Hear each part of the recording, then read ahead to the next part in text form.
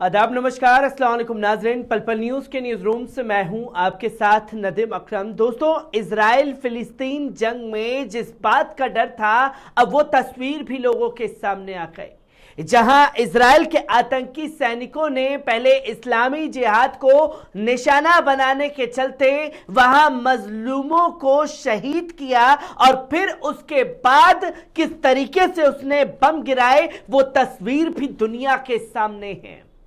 और जब इस्लामी जिहाद की तरफ से जवाब दिया गया तो उस जवाब में 2000 से ज्यादा रॉकेट जो हैं वो इस्लामी जिहाद की तरफ से दाग दिए गए, जिसमें बर्बादी का सबब बन गया खासतौर पर इजराइल का यह कदम, जहां आयरन डोम को भी इस्लामी जिहाद के मिसाइलों ने निशाना बनाया और खुद इस जंग में घुटने टेकते हुए इजराइल के आतंकी सैनिक दिखाई दिए।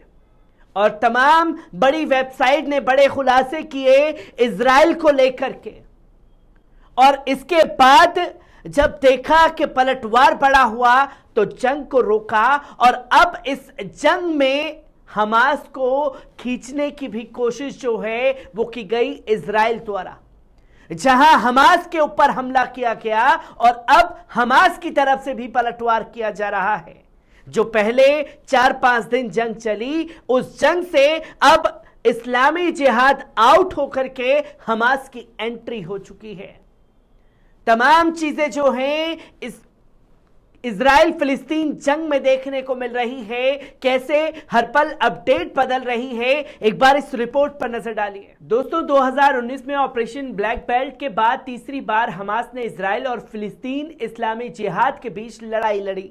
हालांकि इसने अन्य समूहों के साथ एक संयुक्त संचालन कक्ष बनाए रखा और प्रतिरोध के बारे में इस्लामिक जिहाद के साथ एक बयान दिया। गाजा सत्तारूढ़ आतंकवादी समूह किनारे से देख रहा था और छोटे संगठन को इजरायली हमलों को खामियाजा भुगतने दे रहा था। नेतन्याहू सरकार ने आतंकवादी समूह की निष्क्रियता से असहायता के सबूत के रूप में चित्रित करने की मांग की, जहां इजराइल के एक वरिष्ठ अधिकारी ने शनिवार को कहा कि हमास गाजा पट्टी में होने वाली हर चीज को निर्देशित करता था, अब बहुत छोटे इस्लामिक जिहाद को भी नियंत्रित नहीं कर सकता। हालिया दौर हमास की कमजोरी को दिखाता है, लेकिन हमास स्थिति से सहज लगा रहा था। इस बहुत कम नुकसान हुआ, जबकि स्ट्रिप में इसके मुख्य प्रतिद्वंदी ने कमांडरों और सामग्री को खो दिया। इस दौर में इसकी स्थिति में सुधार हुआ। राष्ट्रीय सुरक्षा अध्ययन संस्थान के एक वरिष्ठ शोधकर्ता और सामरिक मामलों के मंत्रालय में फिलिस्तीनी डेस्क के प्रमुख कोबी माइकल ने तर्क दिया कि माइकल ने कहा कि इस्लामिक जिहाद हमास के लिए एक सिरदर्द है, यह एक प्रतिद्वंदी है। इस्लामिक जिहाद हमास के लिए एक चुनौती है। दोनों समूहों की बहुत अधिक प्राथमिकताएं हैं जो अक्सर सीधे संघर्ष में होती है। इस्लामी जिहाद एक क्लासिक समूह है जिसकी एकमात्र महत्वपूर्ण प्राथमिकता इजराइल के खिलाफ लड़ाई है। ये पूरी तरह से ईरान पर निर्भर है, जिसकी वजह पर हमलों को अंजाम देने के लिए अपने प्रॉक्सी को देखने की निरंतर और स्पष्ट इच्छा है। दूसरी ओर हमास गाजा पट्टी से शांति बनाए रखने में रुचि रखता है। यह इजराइल के साथ 2021 की अपनी लड़ाई के बाद किसी तरह की आर्थिक सुधार देखने की कोशिश कर रहा है, साथ ही अगले दौर के लिए अपनी सैन्य क्षमताओं का निर्माण भी कर रहा है। इस्लामिक जिहाद के विपरीत हमास क्षेत्र पर शासन करता है और 2 मिलियन से अधिक निवासियों की जिम्मेदारी भी लेता है, और इजराइल के साथ विस्तारित लड़ाई से उसे और भी बहुत कुछ खोना पड़ता है। इसका फिलिस्तीनी समाज और क्षेत्र दोनों में वैधता निर्माण करने और फतह को फिलिस्तीनी राष्ट्रीय आंदोलन के प्रमुख गुट के रूप में बदलने का एक लक्ष्य भी है। कई बार इजराइल पर रॉकेट दागने से वे उद्देश्य पूरा हो सकता है, लेकिन गाजा में वार्षिक विनाश और रक्तपात आमतौर पर विश्वसनीयता की ओर अग्रसर होता है। इस्लामिक जिहाद की तुलना में हमास भी ईरानी दबाव के प्रति कम संवेदनशील है, जबकि तेहरान के साथ समूह के संबंध में अपने ही लोगों पर सीरिया की कार्रवाई के मद्देनजर खराब हुए जिसकी हमास ने दमिश्क के रूप में निंदा की और बदले में हमास पर विद्रोही समूहों का समर्थन करने का आरोप लगाया। तब से उन्हें बहाल कर दिया गया। लेकिन इसका मतलब यह नहीं है कि ईरान उसे बता सकता है कि उसे क्या करना है। इस्लामिक जिहाद की तुलना में हमास के विदेशी शक्तियों के साथ अधिक समृद्ध और अधिक विविध संबंध है।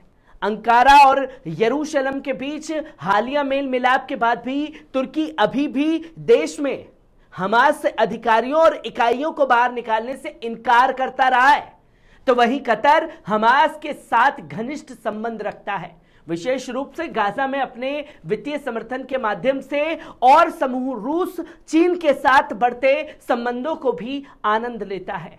हमास भी एक अखंड नहीं है, यद्यपि इसके अधिकांश विदेशी राजनीतिक नेतृत्व इस्माइल हानिया और साले अल ओरी जैसे लोग ईरान के साथ घनिष्ठ हैं। गाजा में इसके नेता याई सिंवार मिस्र के शासन के साथ व्यापक संबंध का आनंद लेते हैं, जो पट्टी में शांति चाहते हैं। हमास की शांति और वैधता की इच्छा को देखते हुए इसने इस्लामिक जिहाद को कई दिनों की लड़ाई के लिए क्यों अनुमत किया? हमास अगर यह चाहता कि पट्टी पर आदेश लागू कर सकता है। Moshe Dayan center for middle eastern and African studies की फिलिस्तीन मामलों के विशेषज्ञ माइकल ने कहा, यह फैसला किया कि यह बड़ा पर बैठना चाहता है, बहुत आराम महसूस करता है। आईएनएस के कोबी माइकल ने सहमति व्यक्त की कि इजराइल और इस्लामिक जिहाद को कुछ दिनों तक एक दूसरे पर आग लगाते देखना हमास के हाथों में चल गया है। उन्होंने कहा कि इस्लामिक जिहाद को इजराइल से मिली चोट से वे काफी खुश हैं, क्योंकि ये इस्लामिक जिहाद को कमजोर करता है और गाजा पट्टी के भीतर हमास को अधिक शांत और कार्रवाई के स्वतंत्रता देता है। इसका मतलब यह नहीं है कि हमास ने बयानबाजी के अलावा कुछ किया हो सकता है कि इसने इस्लामिक जिहाद को कुछ रॉकेट भी दिए हों, उन्हें हमास के ठिकानों से लॉन्च करने की अनुमति दी हो। मिलशेट ने कहा कि इस्राइल को सजा से बचाने के लिए बजाय हमास पर सख्त शर्तें लगनी चाहिए थी। 2021 में operation guardian of the walls के बाद इजराइल और हमास के बीच समझ बनी है। इजराइल हर दिन गाजा से हजारों श्रमिकों को देश में आने की अनुमति भी देता है। संख्या वर्तमान 17,000 और सार्वजनिक क्षेत्र के वेतन के लिए धन को विदेश से स्ट्रिप तक पहुंचाने की अनुमति भी देता है। बदले में हमास गारंटी देने के लिए गाजा स्थिति कोई भी आतंकी समूह इजराइल पर रॉकेट या टैंक रोधी मिसाइल नहीं दागे। इस तथ्य के बावजूद कि इसने इस्लामिक जिहाद को इजराइल पर हमला करने से नहीं रोका, हमास के आर्थिक विशेषज्ञों को रद्द नहीं किया गया और रविवार की सुबह इस्लामिक जिहाद के साथ युद्ध विराम लागू होने के कुछ घंटों बाद इजरायली रक्षा बलों की घोषणा की कि यह सीमा पार को फिर से खोल देगा। पट्टी में इजराइल, जैसा कि उसने 2009 के बाद से गाजा स्थित के खिलाफ हर अनिवार्य लड़ाई के बाद किया है, दावा कर सकता है कि उसकी प्रतिरोधक क्षमता बढ़ा दी गई थी। लेकिन इस बात के बहुत कम सबूत हैं कि हमास भविष्य में लाइन से हट जाने पर इजराइल की प्रतिक्रिया से अधिक भयभीत है। हम समझदारी से काम नहीं कर रहे हैं। मिलशेटिन ने आरोप लगाया कि हमें कहना चाहिए कि अब यदि आप रॉकेट आग की अनुमति देते हैं, यदि आप वेस्ट बैंक में चीजों को उत्तेजित करते हैं, तो आपके पास कर्मचारी नहीं होंगे, आपके पास वेतन नहीं होगा। सिंवर जानते हैं कि हम गंभीर नहीं हैं। जहां एक तरफ इस्लामिक जिहाद के ऊपर हमले करके और इस्लामिक जिहाद के पलटवार को देखते हुए, जो कि 4-5 दिन तक ये जंग चली और इस जंग को अकेले लड़ने का मुकाबला खास तौर पर किया गया इस्लामिक जिहाद द्वारा। इस बीच हमास की एंट्री क्यों नहीं हुई और हमास ने कैसे साथ दिया, ये तस्वीर सामने है। पर इजराइल की एक जो साजिश थी कि इस जंग में इस्लामी जिहाद को टारगेट करो और इस्लामी जिहाद और हमास को आपस में लड़ा दो और फिर दोनों के ऊपर हमला करो, ये चाल जो है वो पूरी तरीके से इजराइल को उल्टी पड़ चुकी है, क्योंकि हमास के ऊपर हमला करके इस जंग में हमास को भी आगे ले आया गया है। और जहां अपने दम पर जब 4-5 दिन तक इस्लामी जिहाद जंग लड़ सकता है और 21 दिन तक अपने दम पर हमास जंग लड़ सकता है, तो सोचिए जब सब साथ में आकर के एक साथ इजराइल के खिलाफ अगर मोर्चा खोलते हैं तो किस तरीके की तस्वीरें इजराइल से देखने को मिलेंगी। हर एक तस्वीर से आपको रूबरू कराता रहूंगा। दीजिए इजाजत, शुक्रिया।